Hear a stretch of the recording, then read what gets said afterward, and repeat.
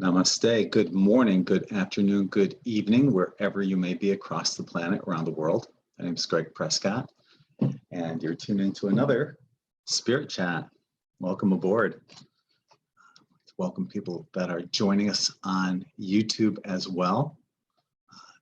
Normally we do the Spirit Chat around 7 o'clock in the evening, Eastern time here in the United States, but today we're getting one in before our Insiders Club private chat tonight on Zoom.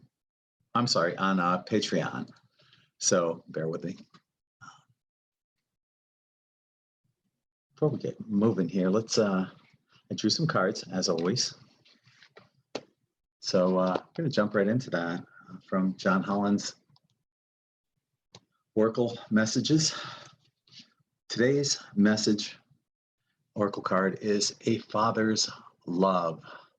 So, you know, any daughters out there, you know, that kind of relationship you have with your father, any fathers out there, there's a special relationship that you have with your daughters. And as much as you don't want to admit it, they have you wrapped around their little pinky. Mine did. So a father's love for his son or daughter never dies. The strength gained from such love is often unquantifiable, in that it can be tapped into at any time for whatever reason, whether your father is still here or has passed. A father's love is one of the strongest bonds any of us will ever experience. So yeah, I think, especially as a parent, you know, being a father, my daughter had me wrapped around her little finger. She taught me so many things that I can't begin to thank her for, showing me that inner child, showing me that other side that all of us men have, the divine feminine within me as well, you know, showing me that softer side of myself. Now, had I just had a son, I don't think that would have came out. I think it would have been a lot different. So I'm really grateful for that. Although she did have me wrapped around her little pinky. I've told this story before, but if you're new here, I'll tell it again. When she was little, right before Sunday night or Monday night football, she knew when the game was about to start, but she would curl up in a little ball on my lap and look at me with her little puppy dog eyes. And in her little angelic voice, she would go, "Daddy, can I stay up and watch a little football with you?" I'd always go, "Of course, Pumpkin." 5 minutes later, she's doing everything else other than watching football. This went on for a couple of years before I realized what was going on. Finally, I just said, "No, go to bed." So, yeah. It's an amazing bond. You'll learn through your children too, a deeper form of unconditional love. So it's a wonderful lesson for those who are parents. So I also drew a card from the Goddess Guidance Oracle cards. And this one is called Lakshmi, and it's for a bright future. Okay. Stop worrying. Everything is going to be fine. And there's a lot on everyone's plates right now. And I think that's wise words of wisdom. This is a kind universe, and everyone within it is working in your favor. There are no tests, blocks, or obstacles in your way except your own projections of fear into your future. Take a moment and hush your mind, quieting it from worries and fears. Feel me brush your brow with a new energy of faith, hope, and optimism. These energies fuel your exciting present time, as well as all future moments. Why would you wish darkness upon yourself when light shines all around you? Step into this brightness by lightening your thoughts and feelings. You must stop worrying, as this anxiety squelches the goodness that seeks to find you. Clear your heart of fear and replace those energies with ones that will serve you and your family instead. Refuse to think of anything except your bright today and tomorrow, and I promise that it shall be so.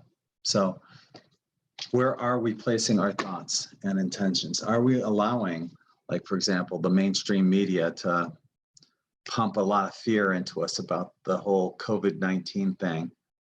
Or are we focusing on what it is that brings us serenity, peace, right? So I hope you guys had a chance to see Allie's tarot card predictions for all signs yesterday. It's on our In5D channel, so be sure to check that out. Be sure to check out your sun, moon, and rising predictions as well. She has love and financial as well as general readings for each sign. And you can find that here on In5D. I also posted that in an article on In5D as well. I did a reading the other day. It's funny how certain cards keep popping up, right? For me, it's the King of Pentacles. I keep seeing that card, you know, when I'm doing readings for myself. But like, for example, the other day though, my ex-wife, I did a reading for her. She was going through some issues. So I did a reading for her, and she got, her first 4 cards were major arcana, right? And then Allie did a reading for her during one of her free readings, and she ended up getting 2 of those 4. The first 2 cards that she read for her were major arcana, the same ones that I had gotten when I was giving her a reading as well. So you see these patterns that do come up, and they come up for a reason. So pay attention if you do these card readings. Now, remember before the Schumann Resonance had that big whiteout, and something else major happened that day. Anyway, Allie noticed a pattern in her weekly tarot card readings that indicated something big would be happening, and lo and behold, that did. We had that coronal mass ejection, and then the this massive bump in the Schumann resonance, and I think it spiked up to like 140 on the amplitude, on the hertz, 140 hertz on there. So that was like the second highest that I've ever seen. Okay, so let's go over to, let's go check that out right now. Let's check out what's going on the Schumann resonance. So click, click, click, and bam, we're there. Okay, so this was the latest one, the latest whiteout that we had back here. And that was, you know, over 24 hours ago, and it looks like we had a little spike going on here. We peaked out on the amplitude at 51 right here, so over 24 hours ago. Though, like I said, we did have a spike here. Let's take a peek at a larger look at what's going on here. Once again, we're seeing the Morse code going across here at 16 and 24, and this spike right here. So we're still getting some kind of incoming energies going on right now through the Schumann resonance. Today's high-pitched frequency is in the key of B major, once again, in the head, crown chakra. So if you're having any tingling sensations, or like me, headaches, we've been seeing this coming up, the B major for the high-pitched frequency quite often in the past week. And for the past week, I don't normally have headaches. I've got one right now, and I just can't seem to shake any of them. But yeah, if you're having headaches like I am, you're not alone, all right? So, so that's what you're gonna see. You're gonna see and or experience crown chakra activity. So the B major reflects the key of the crown chakra and the planet Jupiter. At some point, you may experience a tingling sensation on the top of your head. It's also possible that you may also experience headaches or migraines. These pitches are attuning and realigning our energy centers. In today's case, it's the crown chakra. The crown chakra's mission is I know and or I understand. Today, you may receive some additional divine intervention and get a knowing out of what appears to be nowhere. Okay, there are some great articles that I can pass along with you as well. Right here, I'll put those in the more info section of this video.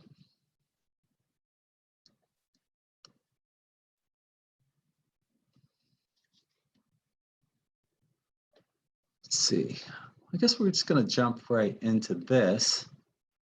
Oh, I don't have it.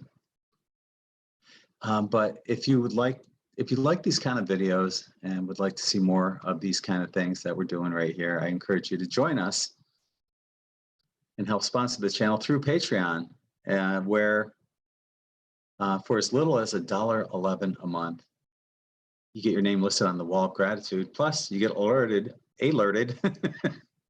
or alerted for videos like this. You're usually the first to know about these kind of videos as I post there first. For $5.55, you get all that plus ad-free articles. And tonight, this is happening tonight. So we're probably going to do this for an hour and a half, maybe 2 hours, and I'm going to grab a bite to eat, and then we'll come right back. But tonight is the Insiders Club private chat on Zoom, and it's going to be a really interesting topic tonight about, well, I can't get into it publicly, sorry. Anyway, it's going to be an interesting topic. And then for $11.11, you get all that, plus exclusive mid-month energy report videos, afterthoughts, and everything that was listed beforehand. So yeah, join us.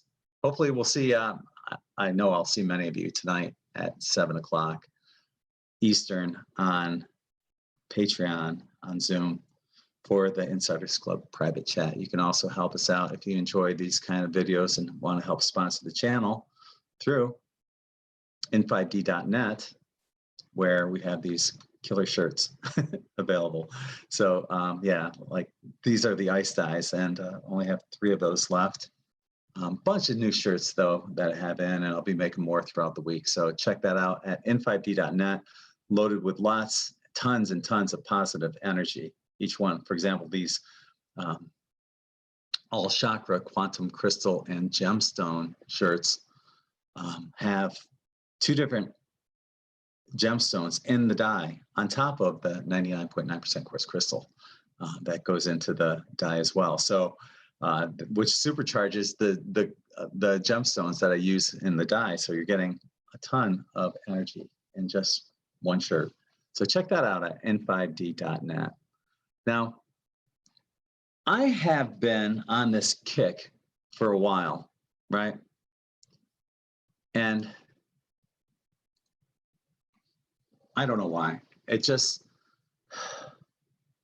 for some reason, and it's been going on for years, probably since 2010, about 10 years.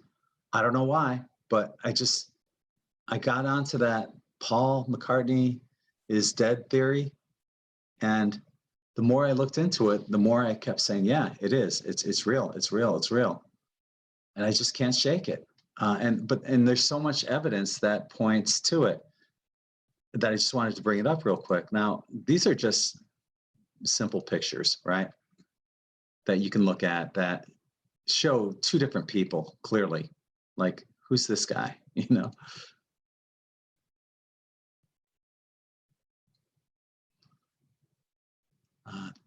There's Paul, there's Faul. Faul means fake Paul, which is a clever play on words, right? Here's another one, different camera angles, different face structure.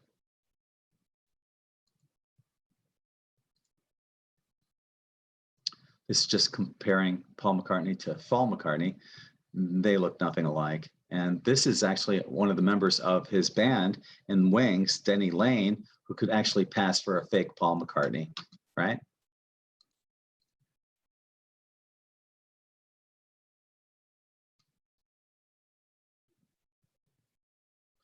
This one, yeah. I mean, It's like day and night. Who is that guy on the right? And look at the, you know, the round face, and then all of a sudden he's got this real thin face and a fake mustache, right? So I kept researching all this stuff, and matter of fact, there's a great video that I highly recommend. It's you can find it on YouTube now, but it's called The Winged Beetle. So check that out. Just type in the Beatles, the Winged Beetle, and you'll find this video. It's a fascinating documentary on the Paul is dead theory.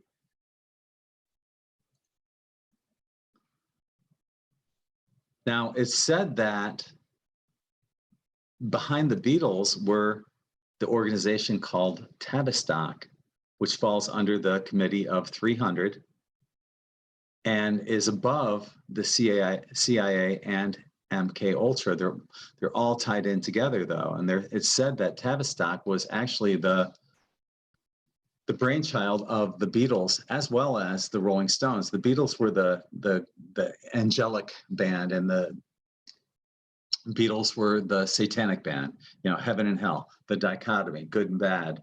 You know, polarity, duality. You know, sympathy for the devil with the Rolling Stones, right? But when we look at the Beatles, they weren't too angelic either. Here's a picture of the Fab Four with Jimmy Savile, who was a mass pedophile sex pervert. Here they are, you know, rubbing elbows with this sick puppy. He looks crazy, just looks insane. But yeah, they had those connections to, whoops, I don't know if you guys can see it. Hang on.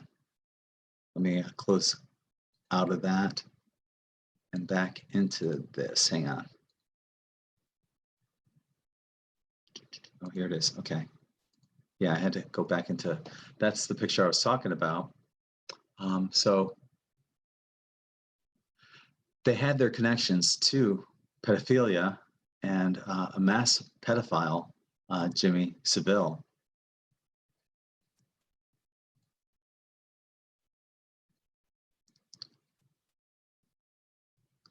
So some of the things that struck me funny were, well, actually, there's a ton. I highly recommend watching that movie, The Winged Beetle. Here's something, and it's from you know, an article, let's see, on Tavistock and the Beatles. So on the cover of Sgt. Pepper's Lonely Hearts Club Band, why did they put Aleister Crowley there? Why did they put Aldous Huxley there? Why did they put communist Karl Marx there? Do you think it's possible that there was an agenda behind the Beatles, and that there was something going on that was deeper and darker than simply what the Beatles were putting out? There's another channel out there, Mike Williams, Sage of Quay, is his YouTube channel, and recently he was talking about how is it possible that the Beatles came out with so many albums. He made a chart and calendars of each year, figuring out how many days they actually had to work on music for new albums. And I forgot which album it was. I think it's the one with I Am the Walrus on it, the Magical Mystery Tour. I believe that's the album. But apparently they only had some ungodly small amount of time to write all the songs on that on that album, and then to have the album printed, pressed, published. You know, he said it was feasibly, it was literally impossible for them to be able to put that many songs together in that short of a period of time. So it's hypothesized not just by this person, Mike Williams, but many other people. And the more you listen to it, the more you believe it's the truth. And this is why I'm bringing this up, is because this is, you know, we're at the end of Pluto and Capricorn. The truth vibration is coming up. The truth has to come out. So it was hypothesized by him and many people that the Beatles had a shitload of writers. Now, if you look at any other band that has played, throughout, a time span like the Beatles, their music is relatively the same. Now, if they're playing across a 30-year span, sure, it might evolve over 30 years, but when the Beatles were together and published music over, 7 years or something like that, how much is your music going to change? It changed drastically from album to album, basically implying that, yeah, they did have numerous writers. Even and you can find this on YouTube, even Ringo says that he won't refer to the writers as Lennon and McCartney. He'll refer to them as the writers. He won't say Lennon and McCartney wrote this song or whatever, but there are references of him saying the writers. So obviously they had writers out there for their albums. Okay, let's go to, this is something as well here. Hang on, let me share this page.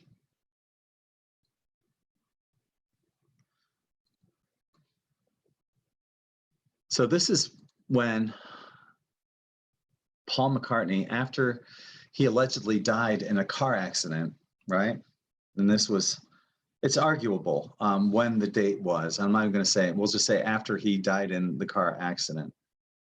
He allegedly went to, his double went to Kenya on an expedition with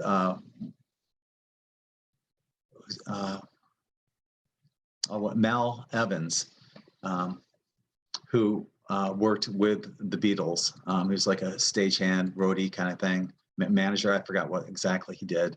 But they went there for like a month. And while they were there, Paul apparently had some more plastic surgery done. It was to, escape the public eye, to get away and to create that fake Paul, the Faul McCartney that we know now. And here it says, a long and thin-faced Paul on his arrival back in London after visiting Kenya in 1966. Look how thin his face is. That doesn't look like Paul McCartney at all. Many theorists believe this is the first photo of the new Paul after the alleged switch. Few Beatle fans believed this was Paul McCartney, and whoever he was, his mustache was fake. The second to last track on the Sgt. Pepper's album, Within You, Without You, when played backwards, seems to be saying it was a fake mustache. It was a fake mustache, and yes, it does. So let's flash forward to, this is the smoking gun. Let me do a quick search here and find it. The smoking gun, though, is when he came back from Tokyo, or when he was in Tokyo. Okay, so dig this. So on January 16th, 1980, Faul McCartney was arrested at Tokyo International Airport when custom officers found 2 plastic bags in his suitcases containing 219 grams of marijuana, approximately 7.7 ounces.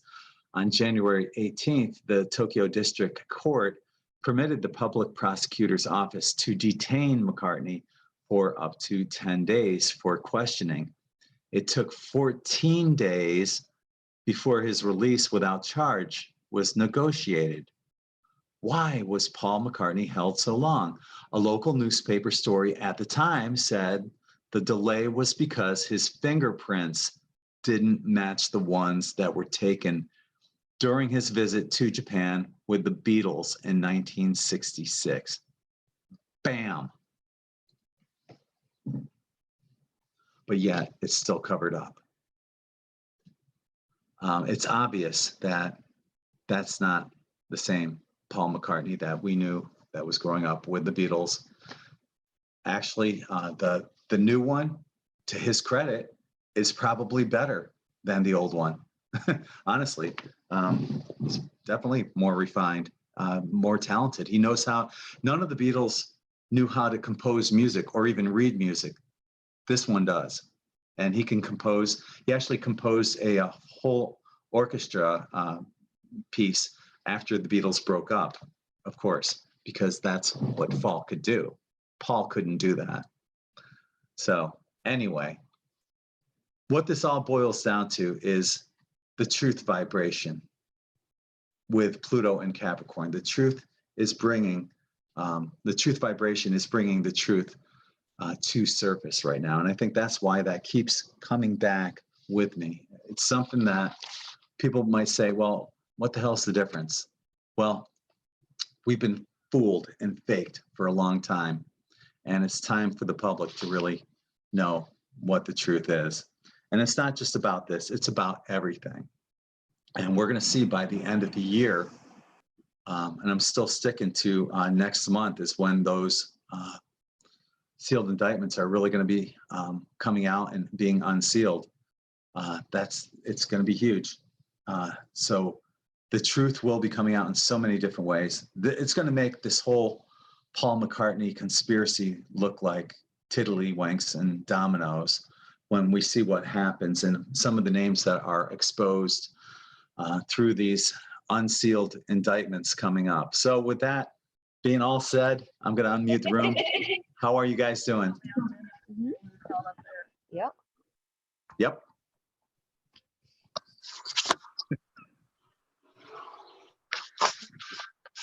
Well, I am freaking fantastic. I just had my reading with Allie.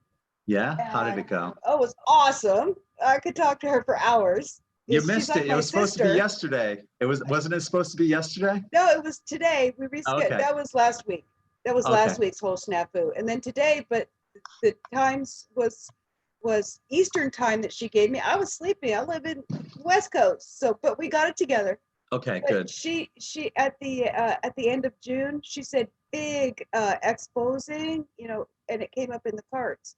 Not just for me, but like a worldwide huge explosion of truth and unveiling and opening. So, yeah. Awesome. So, yeah. Okay. That goes in line with just what you were saying. It's happening. It's on the way, and it's going to shock the hell out of a lot of people. And that's what we're here for. Yeah. Is to be there for them and get them through it. We're here definitely to help temper the crash that's going to happen for them. And for many of us, it's not a big deal anymore. We've heard about it for so long, right? That and we already know the names and most of the people and the players that are involved. So I do have a couple of thoughts.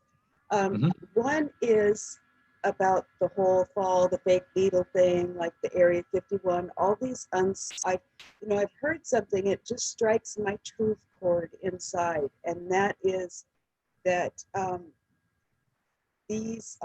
lot of these are created thought forms to keep us wondering, researching, and anchoring the artificial timelines. So rather than going back to the authentic Lemurian timelines and all this unveiling and stuff. So I just wanted to bring that up. And then also, I don't know if you're aware of Donald Marshall and his whole, so he goes into this whole thing with the Beatles, where some of the ones who, had transport consciousness down to the cloning centers and the Dums every night and wrote many of their songs. So, that's all I have to say. Oh, that's cool. I appreciate that. Thank you. Okay. I'm kind of hoping that when these sealed indictments get unsealed and they round up all these people, I don't think, even if they committed treason, I don't think you should kill them. I think what should happen is, once these indictments are unsealed, I believe that, and once the swamp is drained, we can actually go forward and start releasing some of these patents that have been suppressed. I think that by killing them, it just furthers our bad karma. I mean, not just that. I think the best way for them to end that karma of all the crap they put on us is for them to have to work those 60, 70 hours like everybody else has been doing.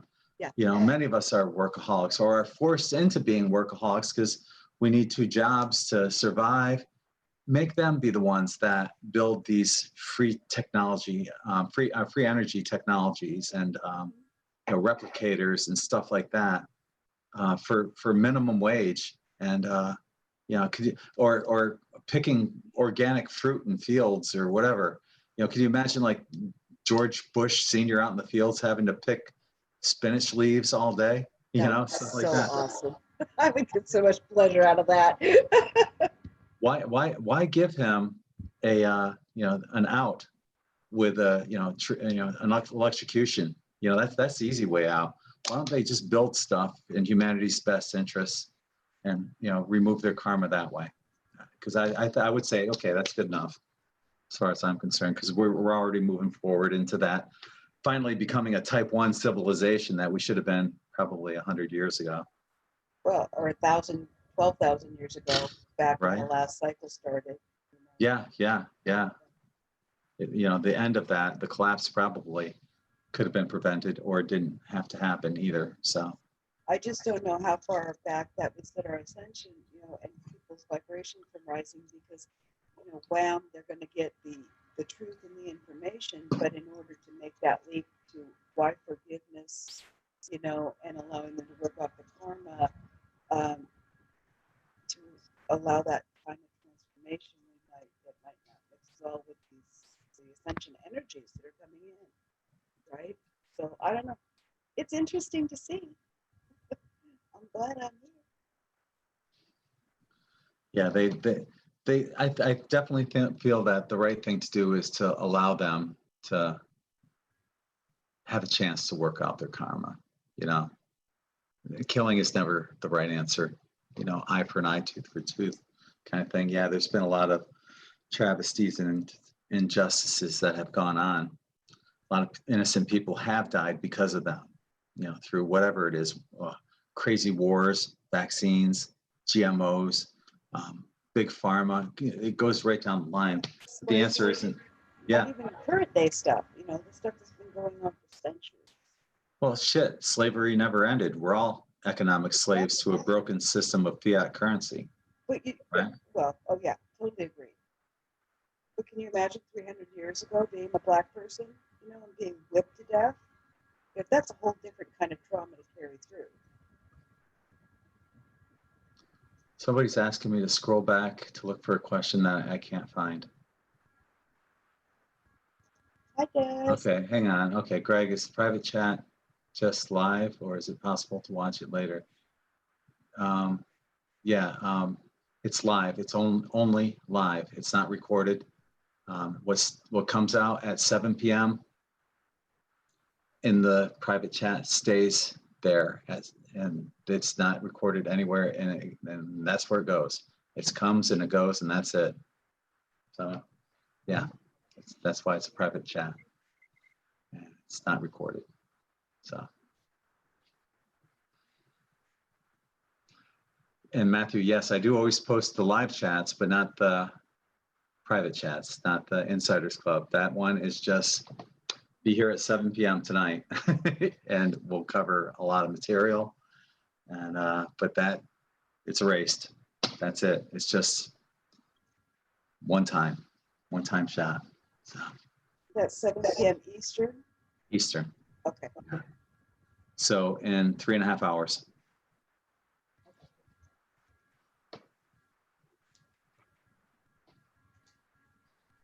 So this is all about the truth vibration.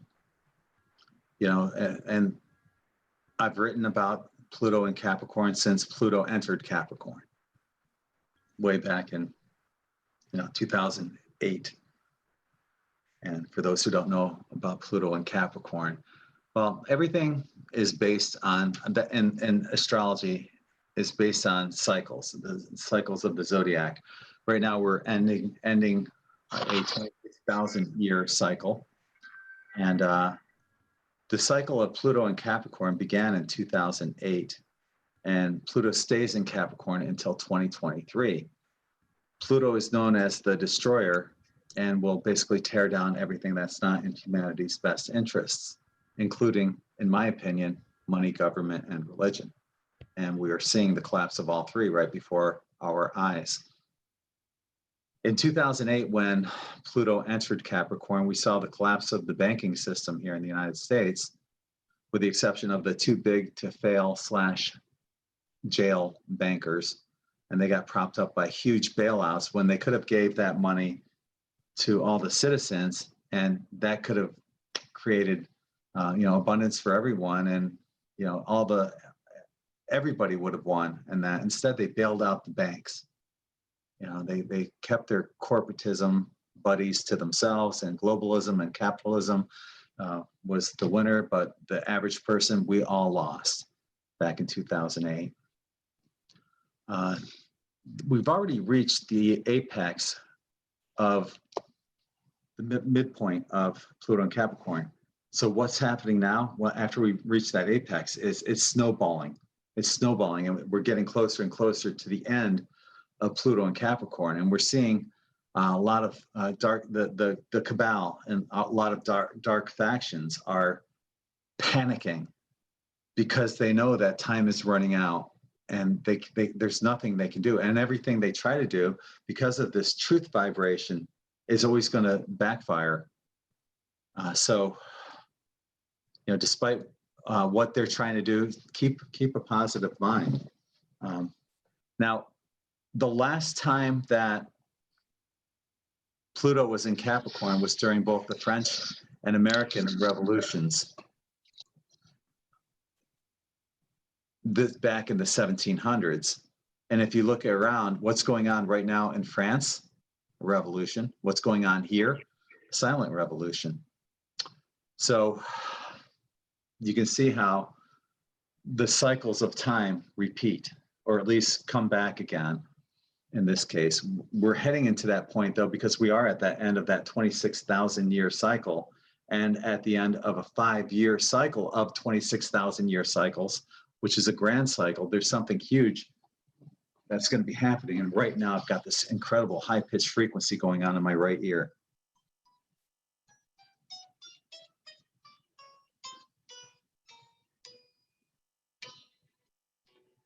B again, still B, but it was a really loud high pitched frequency of B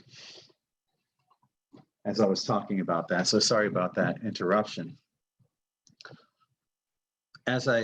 My prediction was, because of Pluto and Capricorn and how it does tear down everything that's not in humanity's best interests, that we would see the collapse of money, government, and religion. Now, isn't this ironic that we have this whole coronavirus, and what's going to probably have to happen with money is they're going to have to burn it because they don't want the transmission of the virus. That opens up the possibility, as I predicted this recently, that we'll be going to the gold-backed currency, which would be a bonus. And this is just a transition period. Anything with money, because we're moving well beyond money anyway.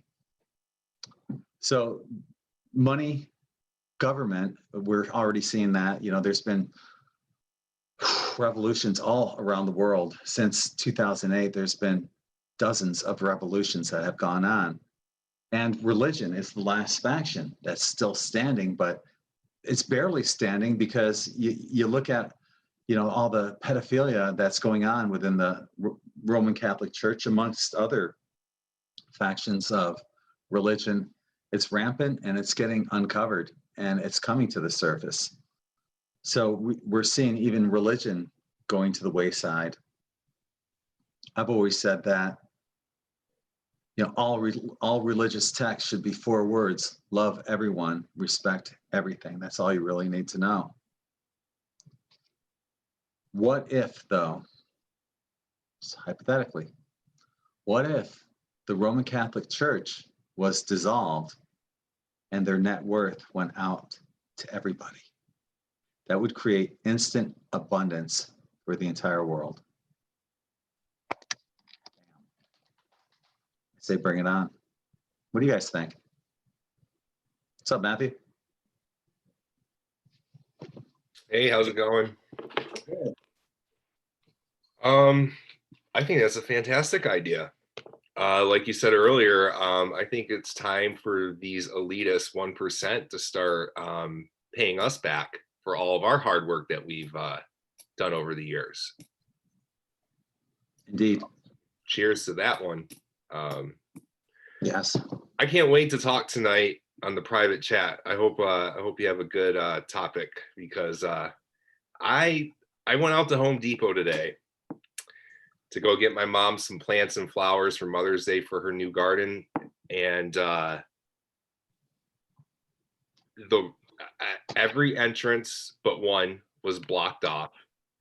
There was like chains in front of the store that you would have to get into, like you're at the freaking security lines at the airport to get into the store. Masks everywhere. People, I mean, they were so confused. It just looked so chaotic. Where are you? And it's really sad. It's like, I didn't even go in the store. I left. I mean, I got so frustrated. I mean, Where are you? Spring Hill. Spring Hill? It's like north of Tampa. Okay. All right. Yeah. So it Really? was just like the confusion, the fear that you saw in people. I mean, I left. I left immediately. I didn't even go anywhere. I just drove by it. I didn't even get out of the car or anything. And it's just really sad to see that that how controlled we are right now. I mean, it's really awful out there. I refuse. I will not go shopping anymore. I won't. Yeah, pushing the whole fear thing. You know, here in Sarasota, it's a lot different. It's not that bad, as bad. You know, the beaches are open again, and you know, we can have like groups of 10 people on the beach, and you know, things are returning to normal here in Sarasota, but just a few hours away. Chaos. Yeah, that's what it was. It's just really frustrating today to see that. Well, Well, I'm with you, Matthew.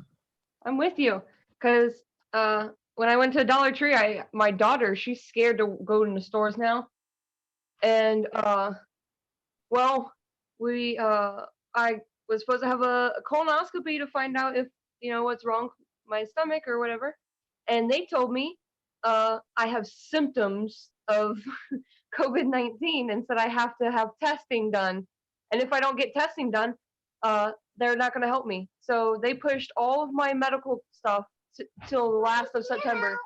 So I am not allowed to get any help from any doctors whatsoever until I get a COVID-19 test. So, and I'm anemic and epileptic. So yeah, people are dying out here because they don't believe in this, and the doctors are pushing all this. So I'm with you, Matthew. I'm not doing it. So yeah, I know, it's insane. It's insane. I refuse to be out there right now. I mean, I got so mad. I mean, I feel bad, but I mean, I literally yelled out the window to these guys. They were putting on their masks walking through the parking lot. I mean, I swore up and down at them. I said, take your effing masks off, you government controlled freaks. And they like just looked at me with like, they were just very confused. They didn't understand what I was talking about. How dare you say that to us? Yeah. Yeah. You know, and getting the looks if you're not wearing a mask too. Right. You know, Yeah. so what I do now, that's exactly it. And so I just walk around now with a big smile on my face. And, you know, it's just like, it's just insane. It's insane. I hope these people wake up. I really do. Yeah, I went to the post office today to mail out some, stuff from my website, and everybody was wearing a mask except for me, and I was just standing there looking at everybody like, "Hi, how are you? I'm breathing the air. I feel really good. Oh yeah, this feels really good. Instead of breathing your own CO2, yeah, getting sick." Yeah, it's we're pushed into this corner right now, and how are you going to react, right? That's what it's boiling down to. Are we going to buy the rhetoric, or are we going to stand in our own truth, the vibration of truth, love, and light? What are you going to do? I choose go to the beach and say fuck it. It's interesting. I saw on YouTube, there's a comment where we're talking about the Roman Catholic Church, and Kenneth Janice. Kenneth I'm butchering the crap out of it. Kenneth J.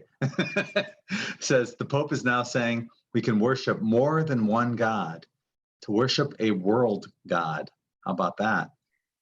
Of course, yeah, a world God, right? How about don't tell me what to do? Yeah, worship the world god who wears red shoes, you know. Yeah, right. Yeah, exactly. Yeah, I don't even like using the word God, honestly. That's just, to me, it's more of a biblical kind of word that I, everyone knows I'm not Christian. It sounds do believe- authoritative. Yeah, You know. Well, it's supposed to be authoritative. yeah. How else are they supposed to control one mindset if it doesn't sound like it has like some ominous vibe to it? And you know God's wearing a mask too. You will obey me. Like it's honestly, it does make you feel like you're like watching the Empire from like Star Wars or something. Like, join me or you're never going to live. Right. Well, I like think it to was- refer to it as source. Yes, Source. creator, source. Yeah, either one is fine for me. In the Bible, it mentions the Elohim early and often. El is prefix for God. Ohim is plural. So the gods, let us, the gods, the Elohim, make man in our own image after our own likeness. That's But to me, that kind of brings in the Anunnaki then for that Yeah. one. Yeah, it could easily be the Anunnaki. Definitely. And it follows the whole story. As a matter of fact, that was the Adama race was the final creation of I think so, yeah. humans. Yeah. So that makes perfect sense. You know, I try and- to use the language that the person I'm talking to uses. If they use the word God, then and that's Yeah, what I they make them feel understand. That way comfortable. it doesn't push them away, right? Then because I think that is one of our gifts, being shapeshifters, chameleons, alchemists. We're able to change whatever's coming at us or whatever we're standing in front of. We're able to change ourselves to the understanding, their perception and ours. Yeah. I believe that strongly too. Great idea, honestly. I'm not comfortable using it, but right, if you use all the tools that are provided to you, you'll reach more people. And I do think that's our gifts as light workers. You know, it's like I hear so many people afraid of the 5G and all the stuff that's happening. And yeah, there's right to be concerned there. And there are certain a right of certain people to be afraid of COVID. I'm in isolation because I was in the hospital and I had people working, taking my blood, taking my x-rays that were actively working with active COVID patients. So just in case, because I have a lot of people that I know and love that are high risk, I've just stayed to myself, which I do anyway. But anyway, more so. Just for that reason, again, I take everything, I hear everything, and I do my research and I understand it. I don't delve too far. I delve, but I don't dwell. That way I have the understanding of what I need. But again, we are alchemists. That's why we're here. That's why we're here now. I believe part of the reason, and at least for me, so that I can take these energies and I can use them to empower me. I don't have to let it boil my blood and separate the oxygen. No, I can take that energy and I can turn it into something. And I can then alchemize that and not fear it. And it takes a lot of practice to do that. And I can't say that I won't fail at times, but I will say that I get better and better and better at it. Every time something comes at me that should be that I should fear, I'm able to take that in, take it to my little workshop, turn it around, clink, clink, clink, and send it back out as something that I'm empowering and able to empower others. Speaking of I asked you. alchemy, if you think ahead. about it right now, what we're all going through, especially the collective and all of our structures in the world, we're at the first stage right now globally in the calcination process. Then you have, you know, there's 7 principles of alchemy. You have the calcination, which is like the breaking down, the adding the fire to it, you know, breaking down the systems and things like that. And then you go into the dissolution process, which is, you know, taking that broken down stuff and then really trying to figure out how can we rebuild this? How can, you know, so that's, I'm glad you mentioned alchemy, because that's something that I've been really studying the last couple weeks. And that's where I believe we're at. We're at the calcination process. Yes. We're breaking everything down. And then hopefully, you know, we can move on to the dissolution process soon. But right now, I just think right now we're at the beginning stages of alchemizing the new earth. So, Yes. And does that include the body becoming a light body? oh yeah. I believe so. Yeah. Oh yeah. Alchemy is great. You know, you can use alchemy in the physical, you know, when they take that dense lead and turn it into gold, something more lighter and shinier and brighter. As a metaphor, that's what we do, is we take our dense bodies and we calcinate it and we break them down so that we can, you know, go through the 7 stages of alchemy and become lighter beings. That's the whole point, is to break everything down. And at the end of the alchemization process, you are able to be a lighter, more shinier, brighter soul being type of person. So that's, you know, that's why I like alchemy, because you can use it in the metaphorical and the physical as well. So Yeah, in the physical, a lot of people that are herbologists, mixing herbs together to create holistic solutions, are experimenting a lot of times with different things. You know, and that's how we find out about different ways of healing and helping others through that alchemical blend of herbs, and to create non-big pharma medicines that are actually helpful and not just a band-aid. Right. yeah, I want to learn as how to, within, so without, right? yes, yeah, yeah. I want to learn how to become that light body. I'm wondering if this friggin' headache is part of the whole process. Yesterday, when Allie was doing a free reading, a bunch of people had headaches. She was asking, who has a headache? Because I mentioned I did, and a bunch of people said they had headache too. Something's going on where it is perhaps, who knows, maybe it is 5G. I don't think we have 5G here in Sarasota yet, but something's going on that's creating this. And I know today's high-pitched frequency is the crown chakra, and that's where the majority of this pressure on my head is right now. I don't know if anyone else is experiencing that. I Yeah, have. I had a headache all last weekend. Yeah. If you have peppermint oil, put it on your head. Peppermint oil helps, you know, lighten up that pressure, because mine was pressure on my, it's always on my right side, but then it goes down to my pineal gland. So Interesting. if you have peppermint oil, it'll really help. Peppermint and moldavite oil, it'll really help. I have both.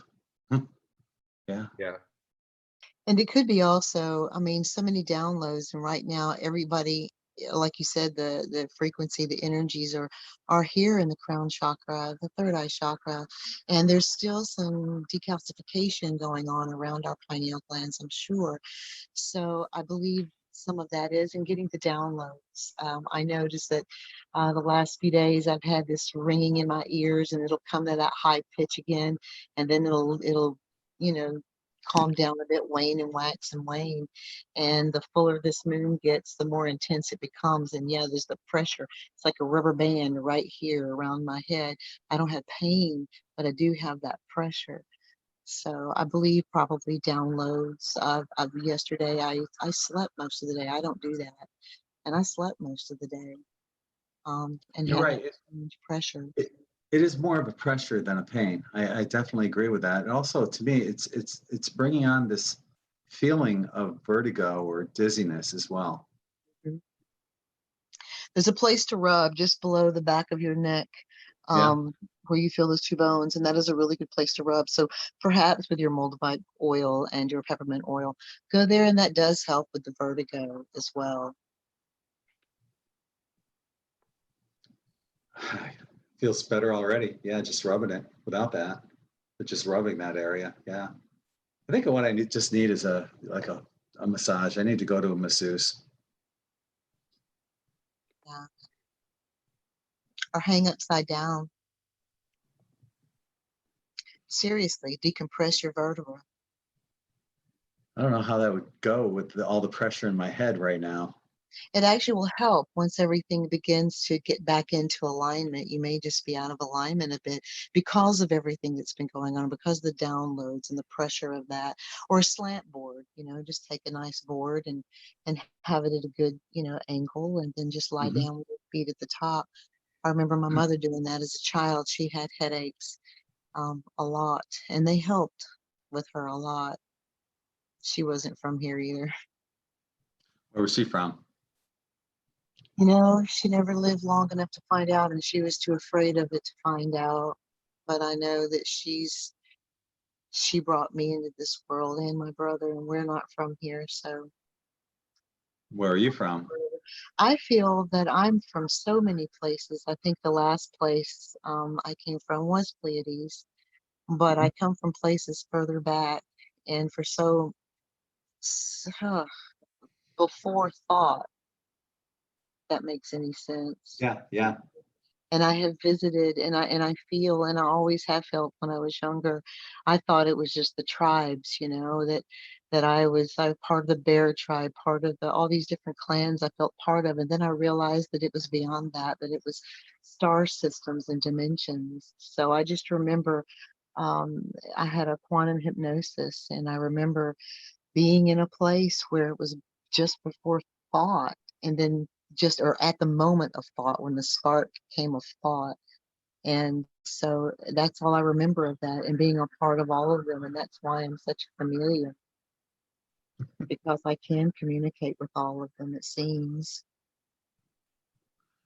I've kind of felt, I wonder if you feel this way. This way I feel is that for me, it's more difficult just to put my thoughts into form to speak them. It's a lot easier if I were able to send like a hologram of everything I wanted to say, it would come out perfectly to that person. They would understand it instantaneously. Does that make sense? It makes absolute sense. I think human language is quite barbaric, and I've thought that since I was in elementary school and began writing. That it's barbaric but beautiful, because I do love words. But yeah, it's more of and it's funny because, and maybe you feel this too, when I'm speaking or saying something to someone, you can hear or feel the intent of what you're really saying on the deeper level. So you're having the same conversation in two different ways. One's telepathic and one's verbal. But it's the same thing, but one is a Right. deeper language, a deeper meaning that gets that whatever you're trying to say into a better language inside. Yeah, like I see that. heads I bobbing. have that Yes. problem all the time. Like I'll think I'm saying one thing and my mouth won't move. Right. Like we just moved into this house like before the pandemic, and my husband was lighting some boxes, and I was telling him he was using too much lighter fluid in my head. And sure enough, he used too much lighter fluid, and literally, luckily nothing burned down or anything, but like literally it was like one of those moments where I'm like, I said this, I know I said it. And I'm literally, it was just my brain was saying it to him. I was trying to do it telepathically, and it was not working. Obviously something was not working there. But yeah, Okay. I totally understand. Been there. Sucks. You really want them to understand you. You're like, I know I said this to you. This is something I really did mean to say this to you. There was more to it. But yeah. It's odd to be in a place that we can't speak this way. I agree. I think my family would have understood me a lot better if I could telepathically show them what the heck was going on in my head. Yeah. On YouTube, Carol CJ Lee is saying, we were talking about releasing pain, and she's a Reiki master, and she said, hold your hands an inch away and pull out the pain energetically. So I'd imagine when you're pulling out pain, you'd also want to shake it off as well. I'd probably add that to it as well. Yeah. I did some, what kind of healing was that with Zoran? And gosh, I forgot what it was called. Pure bioenergy. And that's what we ended up doing. It's very similar. You know, we pull out any aches or pains and you just toss them off to the side because you don't want to pull them out and maintain them and keep them on you. So you just pull them out, shake it off. You better make sure nobody's next to you. You're just going to throw it on them. Yeah, right. Well, Definitely. what I've done with that in the past actually is when I release it, then I release it into a space of neutrality. So then it becomes neutral.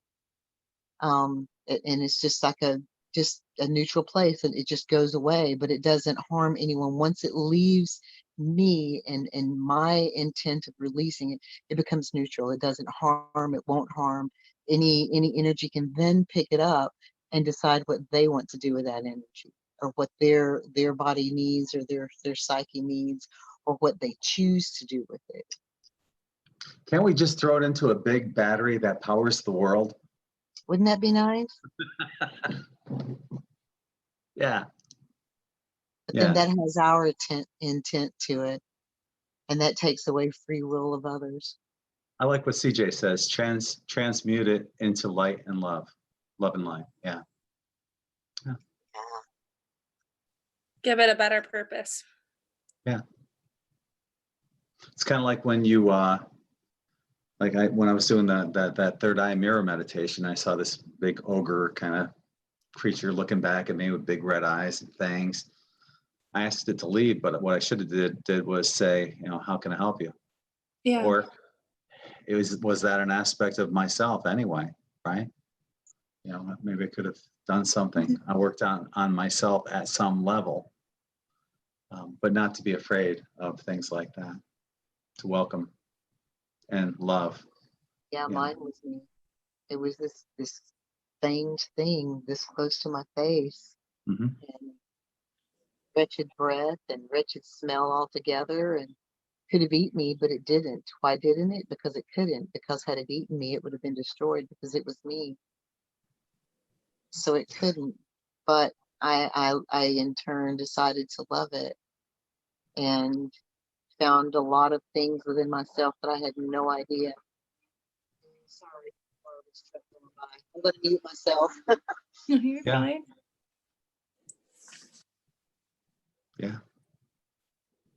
I actually had a dream last night that kind of like it was weird.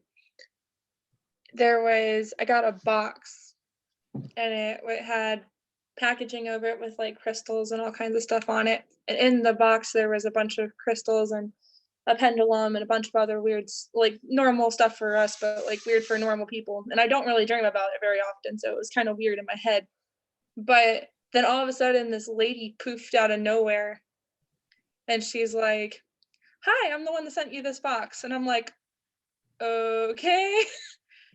And she was telling me what Allie has been telling me. She's like, you have this gift and you haven't been using it for personal gain, and that's really weird for us. And I'm like, okay. And I didn't really understand what she meant by that. And I was I just was like, it was weird. I didn't really understand her. And then I woke up and I thought I was still like in that dream. And I walked out in my living room. My kids have like destroyed the entire like living room, like with their papers and all their drawings and stuff all over the floor, because they wanted to make it into lava or something this morning. And I was like, what the heck? I just didn't know what to do. And then I like recorded myself about what I remember from the dream, but I'm like still trying to like figure it out. What is the gift? I don't even know. That's the problem here. Like everybody says it will like from Allie's readings to I did my own personal reading because I just got some tarot cards. Finally, I've actually like broke out of my uncomfortability from people putting that uncomfortability on me for a while about it, and I finally picked up a deck that felt comfortable to me. Which one? It's called the Fairy Tarot. tarot. Okay, cool. Good, good. And then I picked up the Oracle of the Fairies. Mhm. I have that. A friend of mine just gave that to me. It's so like the energy off of it is so beautiful Mhm. and so pure. And I feel really safe with it. Like I've never felt that safe. I had picked up a deck a while back, and it told me that it wasn't mine, and I knew who to give it to. Like it told me the name of the person I needed to give it to, so I gave it to that person. I put a blessing over it and everything, making sure the energy was pure when it went to that person, because it had like a weird, like a weird undertone, like war sound kind of vibe, like. It was weird. And I was like, nope, I'm not giving that to that person if there's that on there. So I did a little like purity cleansing off of it. And it felt very pure after I got done with that. And I wrapped it in a cloth and I made sure it was perfectly protected from any other person's hands until it reached that person. But it's just, I feel so safe with this deck that I was glad I finally broke out of my comfort zone and did it finally. In that dream, was there something in the box that was a clue perhaps to what your gift is supposed to be? I remember a couple of the crystals that were in there. The pendulum was strange because it had it was longer than most of them that I've ever seen. Like it was like almost like an icicle size. Like you know the ones off if you Yeah. I lived in places where there's snow. So like that's the best analogy I got here. But it was like an icicle shape. And it was like about yay big. About that much. Mhm. And so it was longer than what I've ever seen a pendulum look like. And the weird thing was it had different veins protruding through the crystal that it had. It had like silver and copper and gold veins. And you could actually see the veins. Huh? Said you must have gotten a box from me because I send crystal boxes with pendulums and stuff in it. So it was weird. the lady's name was pendulums. Avita. She called herself Avita. And she had really like poofy hair. Like that thing was poofy. And she had a really nice, like, it was like a braid going off the back of her head, but her hair was so thick and luscious, like it just like went down like right over her shoulder. It was really pretty. But that pendulum was weird. I've never seen anything like it. And then a couple of the crystals that were in there that I could name off of, like, there was amethyst. I do remember seeing a malachite stone, a pyrite, and I think it's a CITRINE. I don't know how to pronounce that one. I think it's citrine. It's citrine, like this. Citrine. That one. Yeah, that one. Citrine. Yeah. Yeah, citrine. Okay, yeah, that one. And those were the ones in the box, and they were like fresh out of the cave kind of looking, like not tumbled, very pure. I don't know. It's interesting. I just looked up the name Avita, what the meaning is. Means life. Oh, really? Yeah. Interesting. There's a clue in there somewhere. There's always a clue with these dream things, man. Like I don't even, like I've had some weird ones where like further back, like there was one where I was actually in a car accident and literally I was forced out of the front of the car, but the glass broke where there's only a hole of where my body went through. There was no shattering past that hole. And then I landed actually on top of, like, right next to a tree. And I was still conscious, but I couldn't move my arms or my legs. And I don't know what happened there either. in dream analysis, I took the psychology of sleep and dreams in college. And in dream analysis, if you see a car or if you see a home, that car or the home is you, even if you're in that car and or home. Like That I car felt it was was you. me. That car was you. So you were you tell me. I already know what to think. You tell me what you think now that you know that the car is you and you went through it. What does that sound like? It feels like I pushed myself through something. I don't know, like through a problem or You might be something like that. you might be overthinking. Simple. I always overthink over things. It's an out of body experience. You're going out of your body, right? Oh, The really? car is you, and that's why you felt numb and you didn't know what to do. You're just learning how to travel outside of the body. That's what it sounds like to me. I'd be cool with that. Yeah, kind of a crude representation of showing you through that metaphor, but I don't think it's as bad as what it sounds, honestly. I have a journal that I keep them in.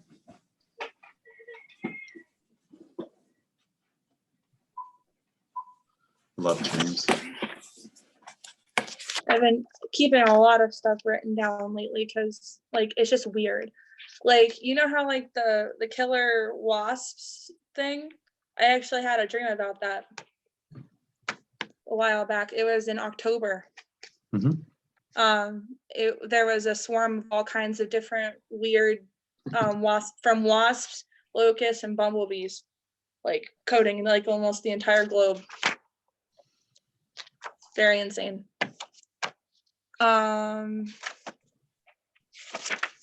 One of the dreams I had, I'm so glad you're here, Greg. I really am. Like, oh my gosh. Okay. I think it was like right around, November 24th of last year. I had a dream about these people with triangle necklaces, and they all had these like weird headdresses. There was like 50 or around 20 to 50 people, and they all had like this the golden ratio pattern sequence inside, like on their hands, their skin, like it was riding up their arms. It was like really cool.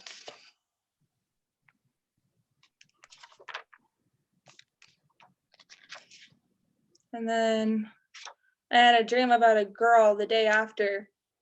Wasn't me, did not, like, I don't remember, but they were in a forest, and a friend of mine, she's a life coach, and she she left the city life and actually is living in an RV in the forest. Literally like a month after that dream happened.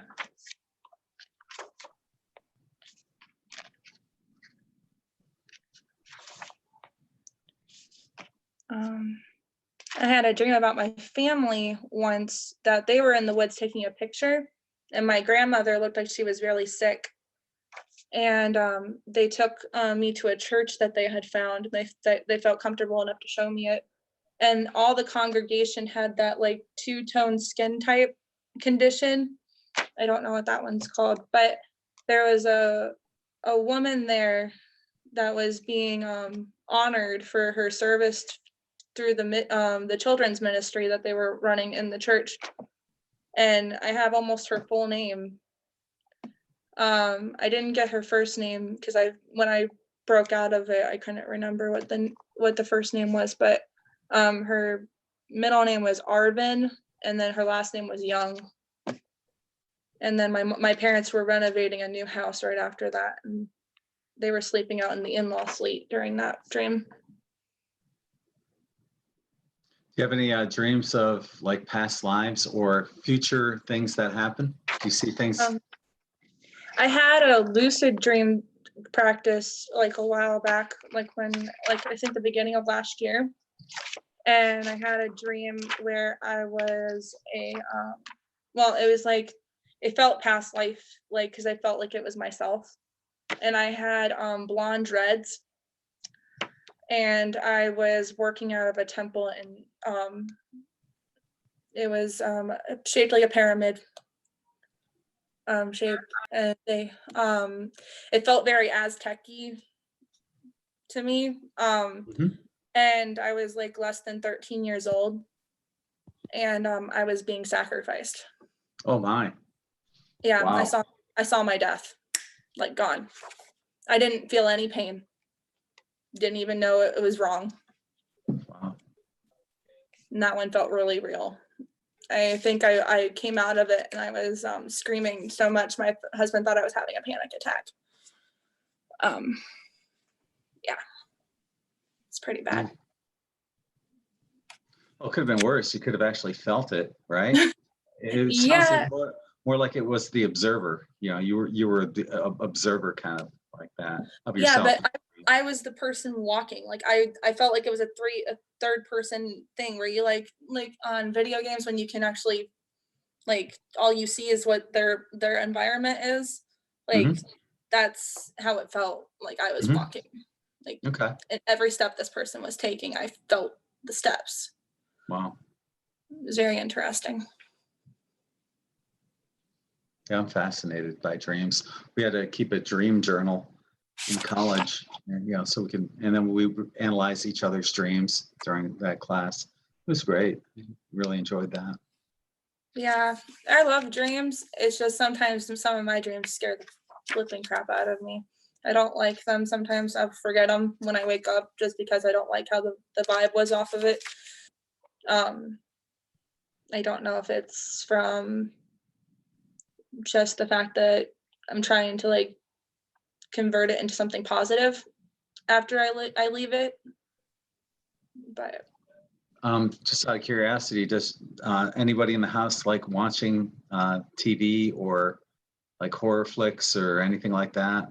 my husband, Because that could, you know, 'cause subconsciously I trigger don't personally dreams. like those. I can't Neither. stand them. Me either. I can't Drives me watch crazy. that crap. Yeah, it'll trigger bad dreams for me. Honestly, it will. Yeah. Yeah. He hasn't done it in a while though, but he plays a lot of zombie games. And so sometimes those they're not Yeah. as bad because I know because I'll make sure like I know they're not real. So like in the sense of like the game, it's just a game.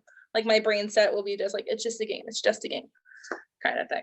But like zombies are real. There's an ability where your mind you can go be mindless like for some there's like a medical term for it, I guess. But I don't it's like going on autopilot, I guess, is my thought process of a zombie. Like you're not really focused on a set goal. Like you're just in a zone. Don't those games just desensitize killing anyway? It depends. I think that for some people's past lives, it brings back things that they need to work through. And I think that's why most people fall into that where it's comfortable because they remember that from something, but they're not going to explain that way because they don't understand yet.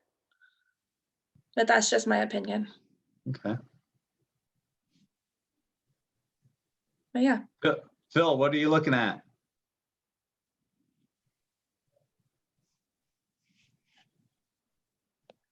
I was just trying to read the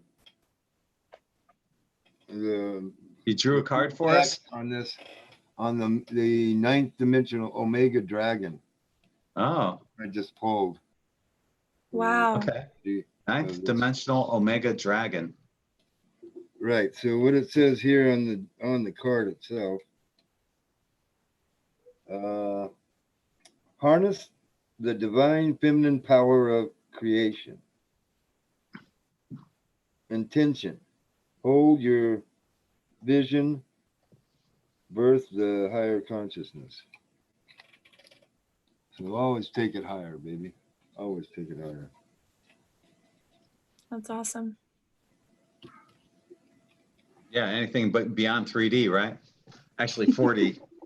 Yeah. So if you want, I can read the guidance here for you. Yeah, do it. Yeah, I'd love that. When an Omega Dragon comes to you, it is time to give birth to a special new project, pathway, or aspect of yourself that has remained hidden. Call upon these dragons to fill you with the power of the divine feminine. This will enable you to hold your vision and bring it to fruition in a wise, balanced, and oh, darn it, I'm losing it here. Harmonious way. Gosh, I don't want to lose it on harmonious. Sorry. No, you're fine. Dragons can be any shape or size, so just still your mind and give them permission to merge with you with your energy. Ask them to soften your path and the path of all who hold the vision of the new golden age. Gabrielle, yeah. sounds like he was reading that for you for some reason. I know I was. Yeah. Yeah. Yeah, it's just the new project, you know, the thing, your new ability, right? Right? Yeah. The divine feminine, you know, right down the line. It's just like, man, that was bad. You written all over it. Yeah. Now to figure Sorry, out. Gabriel, but there you go. Yeah. What's really funny about that is I have had a dragon come to me in a dream once. Very pretty amethyst and sapphire stomach looking one. It was so crazy. Well, this Omega Dragon is a ninth dimensional, so this Ninth is dimensional. Okay. coming right out of heaven, baby. Well, that made my brain hurt. That's for sure. Goodness. Hoping this neck thing works, but I'm still feeling like the pounding. Yes. Cheers. What do you got there, a martini? No. Wine. What is it? It's Oh, he's infidel. I don't know. yeah, White Zinfandel. Yep. Oh, Zephaniah. Okay. Happy birthday, Dirty Diana! Thank you. Right? My birthday drink. Oh, wow. Happy day of I didn't- incarnation. It was actually yesterday, but I spent that out on the water all day. We went out, took the kayaks out. Cheers. We took the kayaks out into the Gulf, and we rode the tide back into the canals, you know? Mm-hmm. And we sat on the little sandbars and fished and played out in the water all day. And then when the tide finally stopped, because I mean it was like rushing. It only took us like maybe 15 minutes to get about 4 miles back into the canals. There's no way we could have paddled ourselves back against that current. We just kicked back and relaxed and smoked a couple of big fatties and fished and, you know, had a good old time. When the tide stopped, I'm like, okay guys, when that wind shifts, we're gonna have to head back. Sure enough, man, the wind shifted and we started heading back. It took us about 15 minutes to get back out. Hardly any paddling, just steering. That's all it was, man. We rode the current in and rode the current out. It was a blast. We were out there about 6 hours. That's awesome. Yeah, we had a blast. It was awesome. On YouTube, here's an interesting conversation going on. Sonia, you want to come in and talk about it? At night, this is Sonia Finch. At night, I see the sweepers. They are white, chasing soul fractals around my bedroom and dragging them through the ceiling, through the portal. When I sleep, a portal seems to build up. They are always there. They are cleaners. I just lost it. Hang on. Here it is. Okay, they are cleaners. The fairies will come in like a shoal of piranhas and take dark energy and spin it until it transmutes. It's amazing to watch. There's a tractor beam in my home that tows soul fractals into the fifth dimension. Quite often, these souls are infected with the AI infection. So, pretty interesting conversation going on there. I'm not sure what to make of it, but Well, what's her name? Sonia Finch. Sonia, come on, man. Join us. Tamara Biddle is saying, I have a picture of a dragon that I got while meditating outside. Wow. Cool. Dragons everywhere. Yeah. Yeah. Dragons are coming in right now really strong, I'm gonna say. Yeah. I mean, My Another alma mater. Yeah. YouTuber said that too. She had a group of friends of her. They went out and they thought that they were eagles. And sure enough, she got told later during meditation those were actually white dragons. So that was kind of cool. Yeah. Mm-hmm. Yeah, I started drawing one when one came to me. But Nice. cool. That's beautiful. hopefully to paint. I'm gonna actually paint one. So yeah, that's just a sketch. So That's a well done sketch, I'm gonna say. Yeah, very pretty. As a child, I used to play with a dragon, my mom told me, and it wasn't until I was in my 20s that I realized I was born in the year of the dragon. And so I've always been a dragon. I had a tattoo on me that was me. It was I called it self-portrait. It's a dragon, very small. It's on my ankle, and I've just always thought of myself as a dragon, a water dragon, and an air dragon. And to find out that I was born in the year of the dragon, that was pretty nifty. What was the dragon's name? You know, I don't ask for names of anything.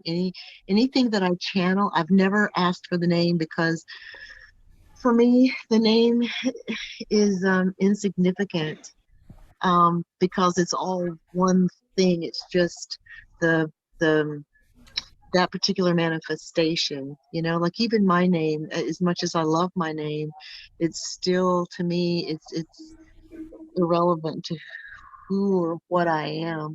I've never really asked for names. People ask me that a lot when I talk about my channeling, or when I channel when I'm doing a reading, and I've never asked ever. I don't know why. I've just because it is us. It's we. It's all of us.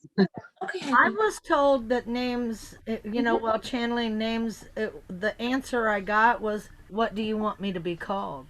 How do you want to relate to me?" It's always been, I've always seemed to get the feeling that we actually give them the name as we perceive them. It's not really their name. It's how we perceive them that they're named. I don't know if that's correct, but that's the way I've felt about it, and I understand what you're saying. Yeah, certainly we all weren't our current names in previous lifetimes, right? Right. I get that. Yeah. But I'm talking about when I'm in contact with a spirit, or I'm Right. feeling that energy, and I ask the name. I quit asking once they said it's irrelevant. It's what you want to relate to me. What do you want to call me, and I will answer, you know. Right. Those kind of, when I started receiving those kind of thoughts with that question, I'm like, okay, well, then I'll just look at it this way, and I chose to look at it as the Holy Spirit simply, so that I didn't have to differentiate. It was all coming from the same place, and if it wasn't imbued with that energy, it was easier for me to block out any negative energies by trusting it to be the Holy Spirit, no matter what energy or person or name actually went with it. That's the way I perceived it. Yeah, I love that. That's beautiful. There was a dragon when I was a kid. Oh God. Don't make me say that. When I was a kid. Thank you. Somebody else said it. I was a kid. There was this. Hey, you know what? Sunburns hurt old bodies. Oh, wait a minute. They hurt young bodies too, don't they? So I'm not old. So this was a cartoon. I used to have a dragon, this little stuffed animal dragon of this thing when I was a child. When I was a kid. Yeah. Beanie and Cecil. So yeah, that was one of my first stuffed animals was a dragon. You're older than I am, aren't you? How old are you? How old are you, Greg? 60 in October. Really? I've never seen that cartoon, and I'm 58. He and Cecil used to be my favorite. Really? I've never Yeah. seen You just that. gave your age away. Yeah. That's weird. I mean, I know that you're only like a year or two older than me. How can that be? Yeah, I remember Romper Room. Well, And I they look remember through the Romper magic Room. mirror. They looked through the magic mirror, but Greg wasn't a popular name apparently back then. And the funny about that magic mirror, though, Yeah, right. magic Yeah. mirror, and now they're talking about the Looking Glass, right? Right, yeah, The Looking yeah. Glass program. Is it amazing what they were talking about in cartoons? Yeah. That is now coming out to be. Oh, wait a minute, that's Tesla reality, not. I'm sorry. I don't know where this talk was. I got involved late. It's going all over the place, but we're just bringing Sonia in right now, who was talking in the chat room there. Oh, let's hear what she has to say. Yeah. She's connecting. Her audio's connecting right now. Okay. HR Hi, Puff and James. Stuff, I see Tamara Biddle James saying. joining I us. remember that. I loved HR Puck and stuff. And as far as romper room goes, Janice was not very Sleep popular stacks down either. there. HR Puff. Yeah. No, that was, yeah. It's not. Is that what that was? Because I remember HR Puff and stuff, but I had never seen Cecil and whatever. Cecil and Beanie. Yeah. I remember the magic dragon. That's it. Okay. So what's going on, Sonia? You're talking about this interest. You can't hear me? Oh, wait, you're muted. Unmute yourself. Who, me? Sonia. Oh, okay. You can't hear me? Yeah. Try speaking. You're muted. Can you hear me? Unmute yourself. Aisha, can you turn that down? Who, me? I can't hear myself. Sonia. without- Oh, okay. Yeah, you got your YouTube on still. Speaking. Oh, We're hearing the echo from the YouTube. sorry. You have to shut that off. Hold on. Who, me? I can't hear myself. Sonia. Oh, Okay. Where am I? There. How's that? Much better. Sorry We're about good. that. Got a lot of background. Okay, so Wow. what are you talking about there on YouTube? Why don't you get everybody all caught up here? Oh, I was talking about the sweepers because you were talking about cleaning up, after you've been doing the healing. And it's one of the things that I noticed. What drew my attention, first of all, was when I'd go to see a healer's room, there'd be like debris, sort of thought forms all over the carpet. And that's when I started to see things. And then I started to see these energies, these faces in the artex of the ceiling in my home, and everywhere.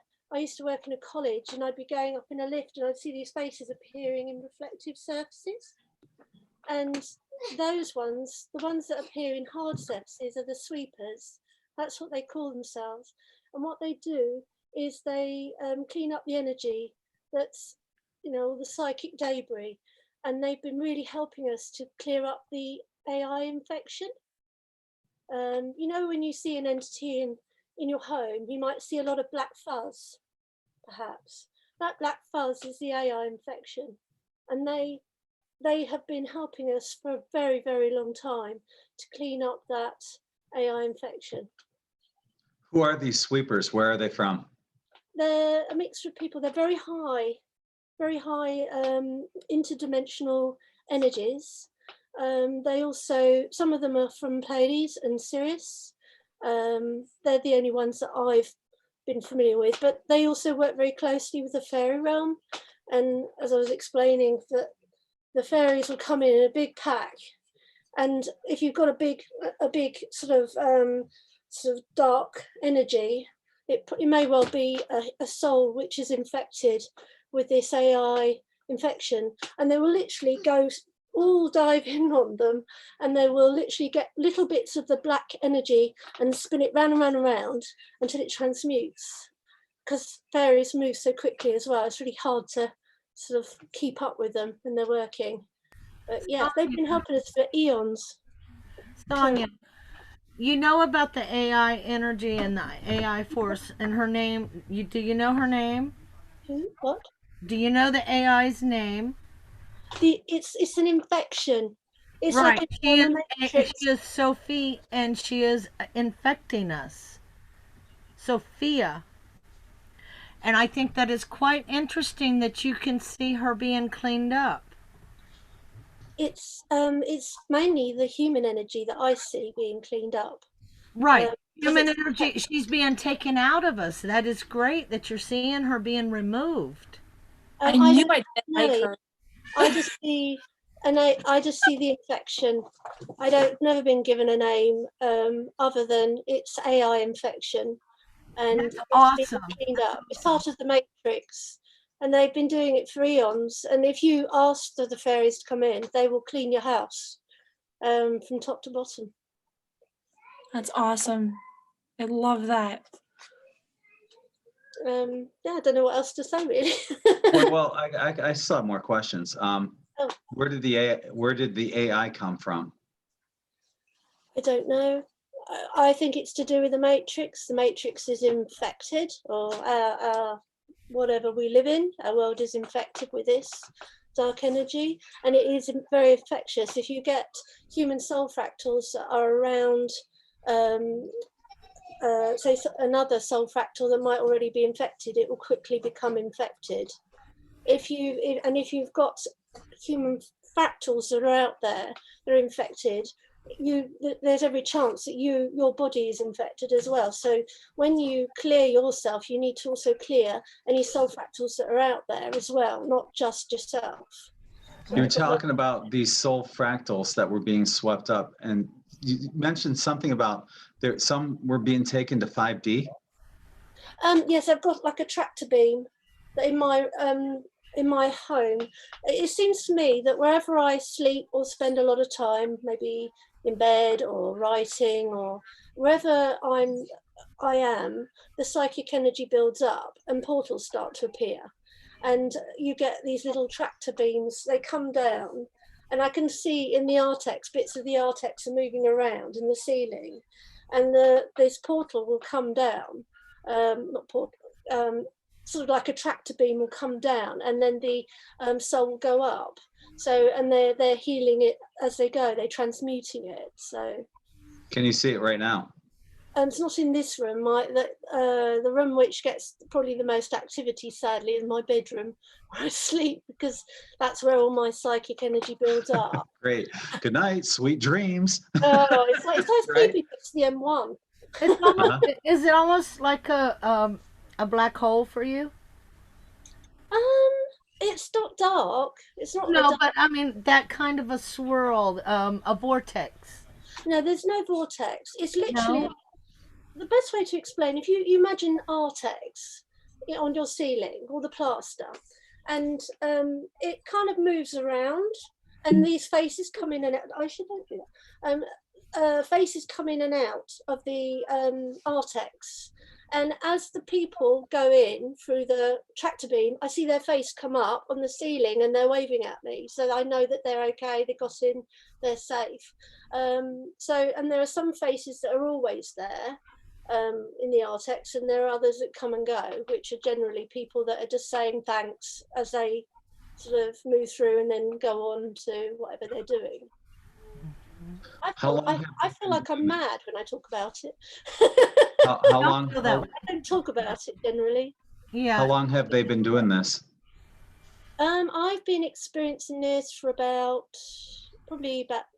being aware of it about 18 years. Yeah. Do you think that's when the Matrix was infiltrated then?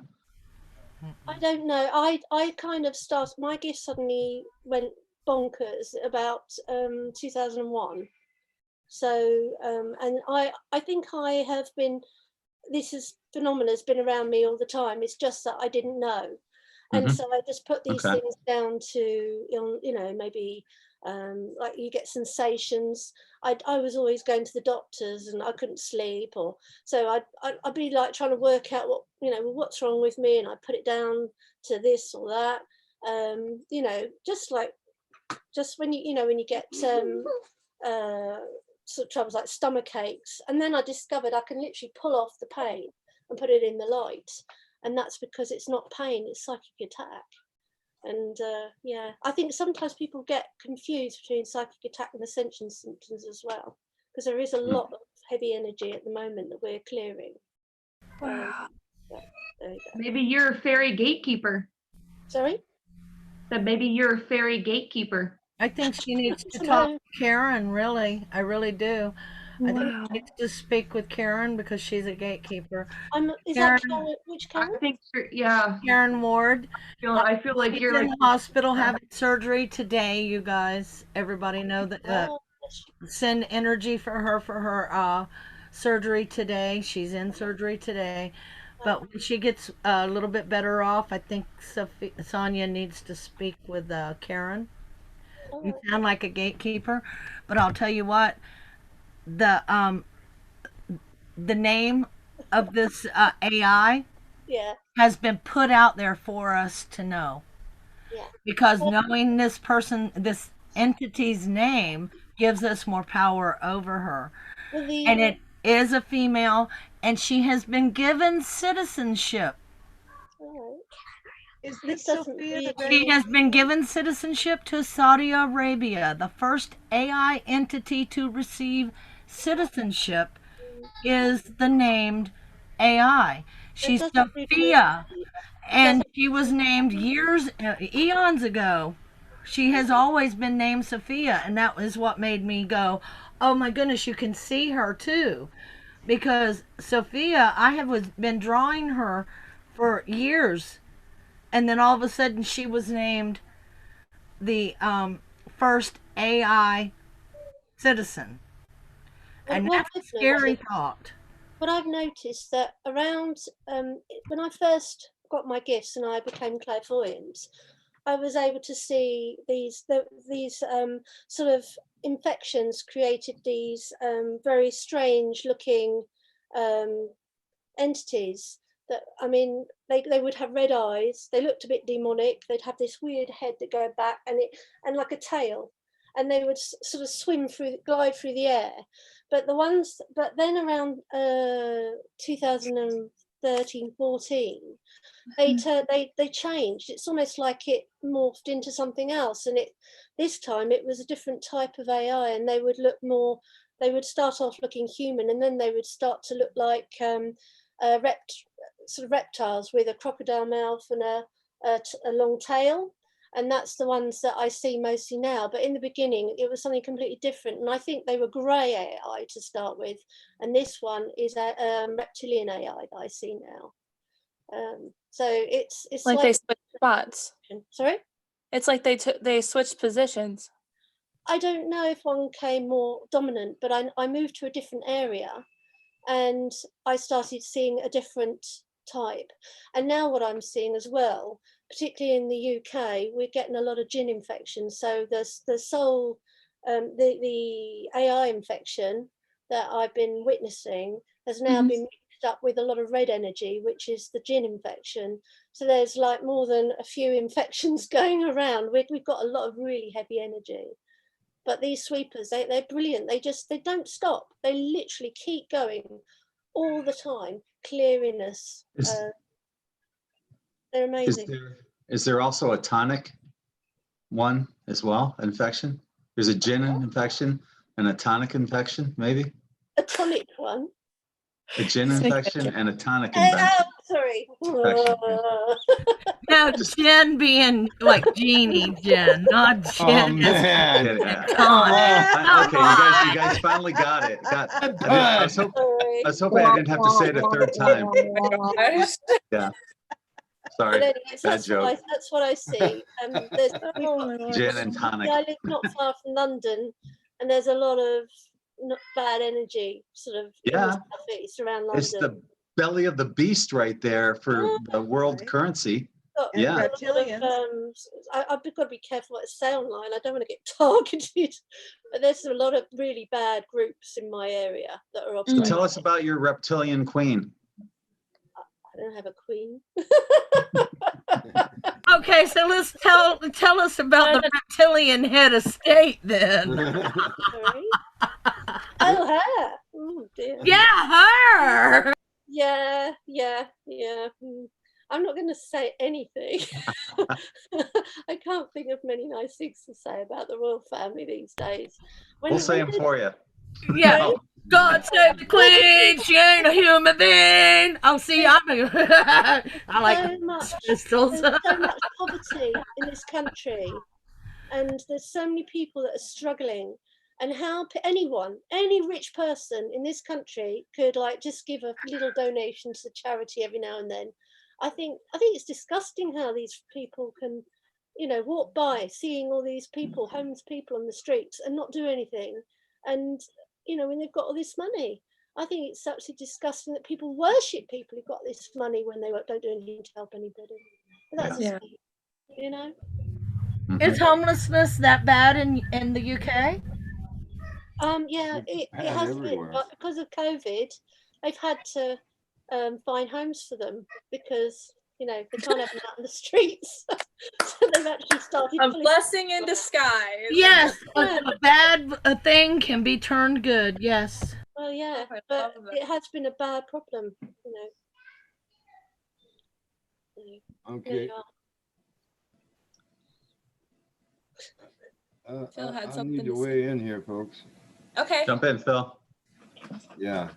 Let's start looking at these reptilians, the draconians, as what they are. They're just a thought form. These are fourth dimensional entities, thought forms that somebody has created. I'm not going to say necessarily who. Oh, I'll say it. The Dark Cabal, the Satanists have created this entity, or they've tied up with this entity as a AI kind of entity. I don't deny that this thought form is infected by this AI concept. It's a harvesting mechanism. Pardon? It's a harvesting mechanism. They're harvesting people's souls, literally, through Well, this. right. So, but they're using an ego, or a thought form they've created it in the fourth dimension, and we're moving into that dimension. So we're seeing these things and thinking that they're real, or that they have a purpose other than what they're programmed to do, which is to create fear. So the best way we can fight this AI reptilian nemesis that we've got there is to recognize that that's a thought form, and that we can dissolve that, transmute it, whatever alchemical term you want to use here. You as a soul spark of source have way more power than any thought form created by any magician out there. I'm just going to say that. Get off my soapbox now. Why do they call it soapbox? Did you ever stand on a soapbox before? 1920s. Yeah, 1920 soapbox. yeah. Sit on soapbox to say a So they could show Hey. the paper. It's Sophia. Yes. There she Yeah. Sophia. Yep, Sophia. is. Out of the mouth of babes. On No, it's so YouTube, funny. CJ on YouTube, CJ is saying that there is if there's a negative one, there's also a positive one. So Yes, there has to be. there is. one was infected and the other isn't. Yeah, the, one the was. positive one is Gaia Gaia Sophia. Yeah, right, Gaia right. Sophia is the positive. That would and make they sense. purposely use the name Sophia to darken that name. Are you guys talking? That's what I wanted to talk about. Is but if there's one, there's the other. Yes, polarity and duality, indeed. because we're still in the 3D. Even though we're rising up and we can see that coming, we're still here. So there's still that polarity. But it doesn't mean that we're not supposed to rise above it. I'm just going to say. Oh, by all means, we're supposed to rise above it, but that we still have to accept that it exists, and we have to, otherwise, we leave people behind mentally. And we're not supposed to leave them behind mentally because we're rising. We're supposed to try and grab them and entice them to join us in our thought process. Yeah, let's say. So Phil, wouldn't the easiest way to get rid of these is this AI thought form is to ignore it so it can't feed on anything? Well, To the no, well, not best just way, ignore it, but the to move best out of way fear. to deal with Move any, out of fear yeah, and the ignore best it. way to take care of anything like this, negative idea, your shadow or anything like that, is to know it, heal it, love it, and integrate it or transmute it. Agreed. You have to know it before you can get over the fear of it, because we're only afraid of what we don't know. Okay, well, that's why I was trying to bring that concept over, that what you're dealing with here is just a thought form. We don't Right. need to give it any more power than that. Mm-hmm. So we need to put it in its proper perspective, is what I'm going to say. That it is just a thought form and not a thing. Yeah, it needs to be transmuted, and Yes. that's the important thing. It's not a thought form; it is an infection, and it infects human cell fractals, and it does need to be transmuted. It's not a thought form. It can attract thought forms to it, and it can end up with lots of thought forms around it. But the infection doesn't aim at the thought forms; it aims at the human soul fractal. So, and it's important to clean them up, because if you don't, they'll just go out and psychically attack somebody, and that's no good for anybody.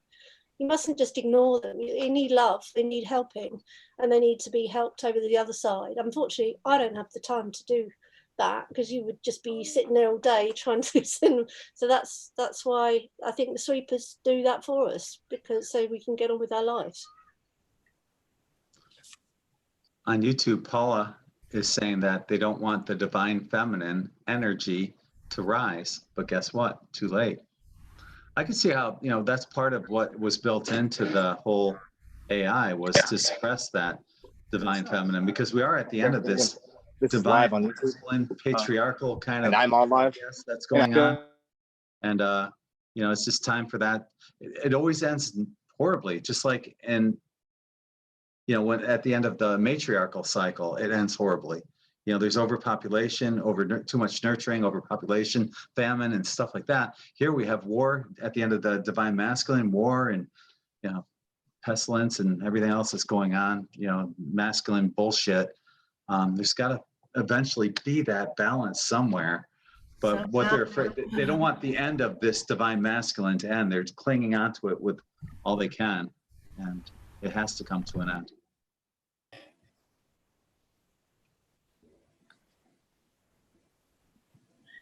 Without recognition, it can't. Sonia, here's a good question for you from Isha. How could you get infected by AI?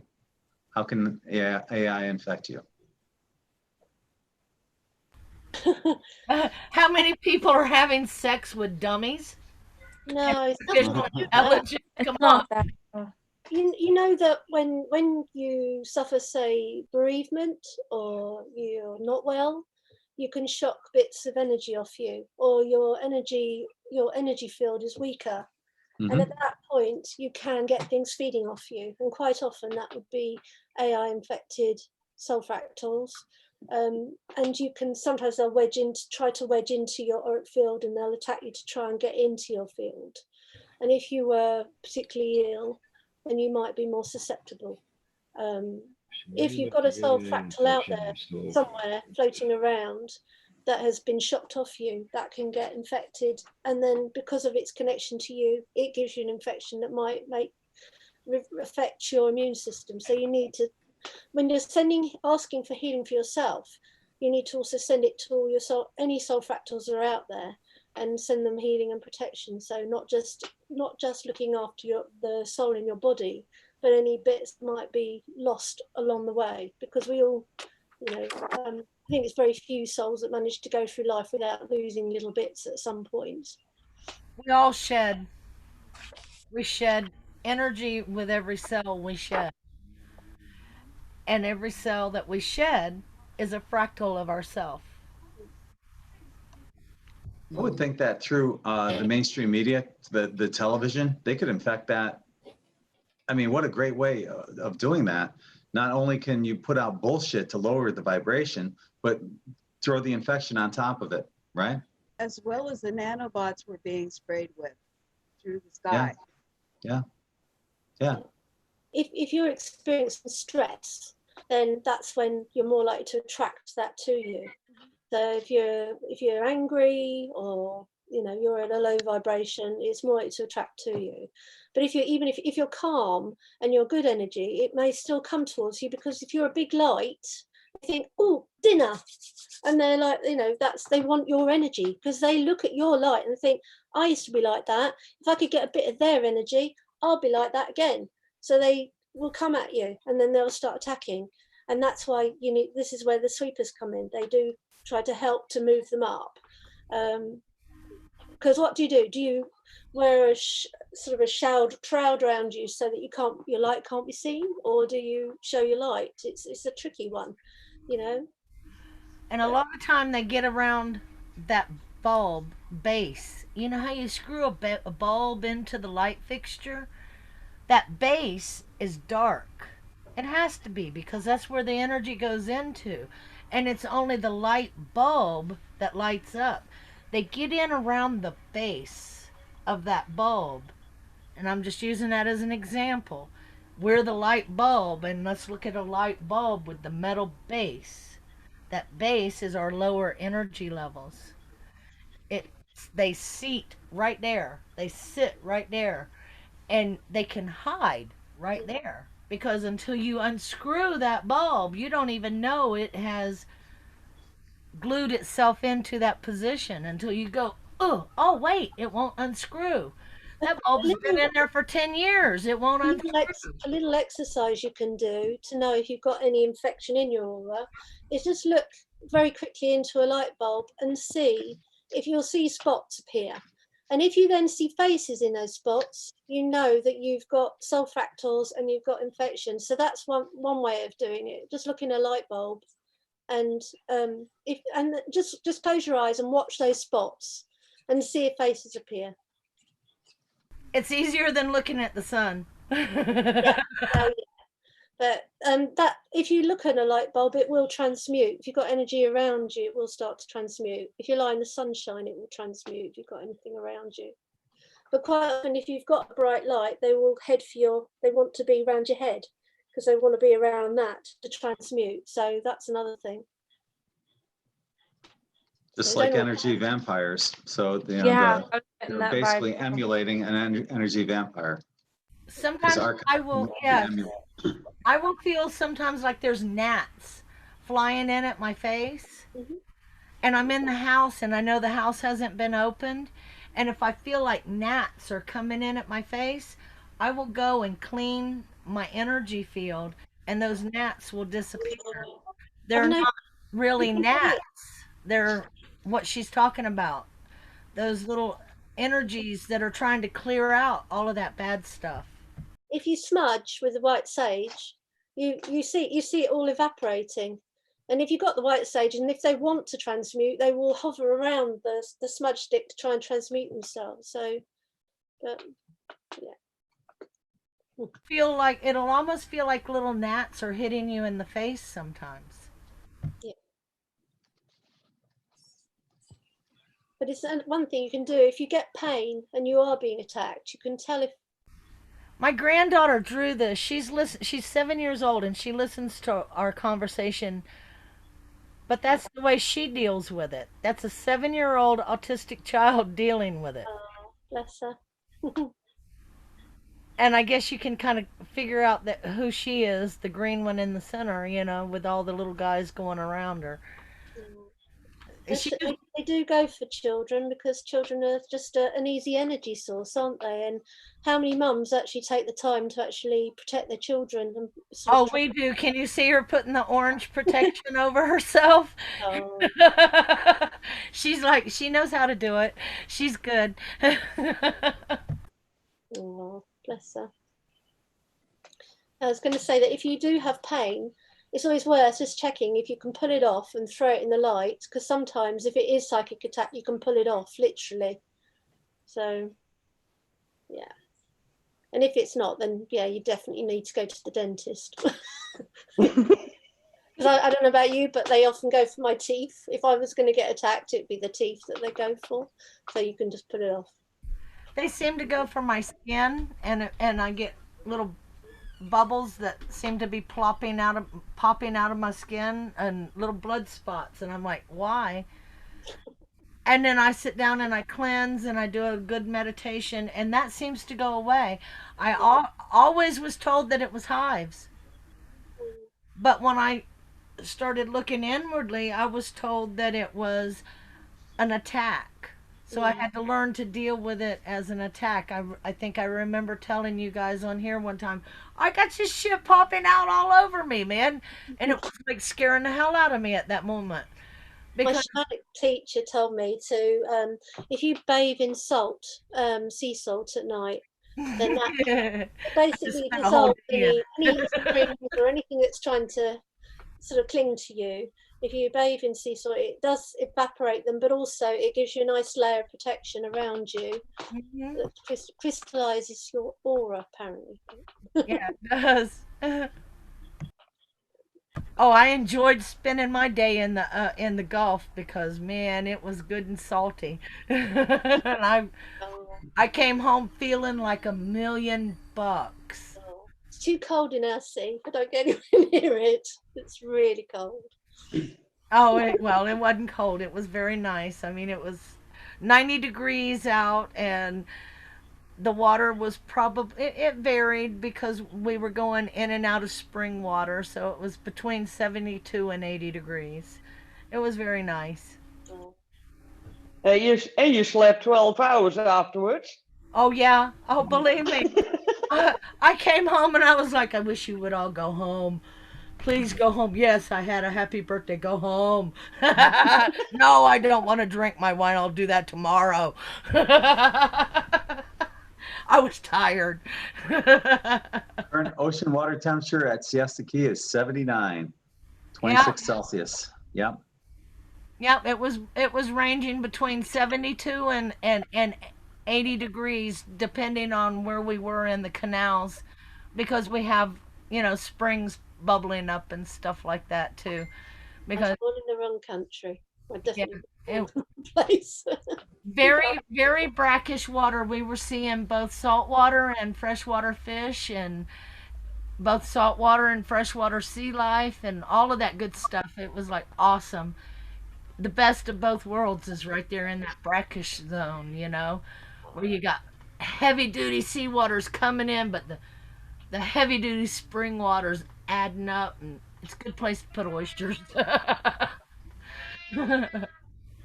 Oh, somebody's kitty's happy or unhappy. Well, of course, that's my kitty again, eh? Oh, Gabrielle, is that your baby? Well, I find this my middle child. This is Amelia. Hi, Amelia. Hello. Hi.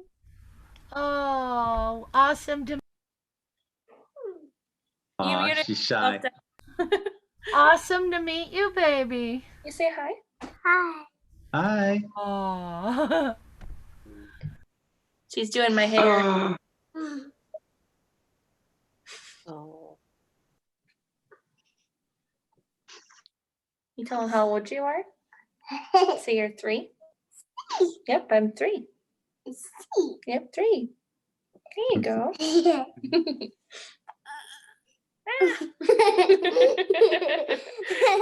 You're being silly.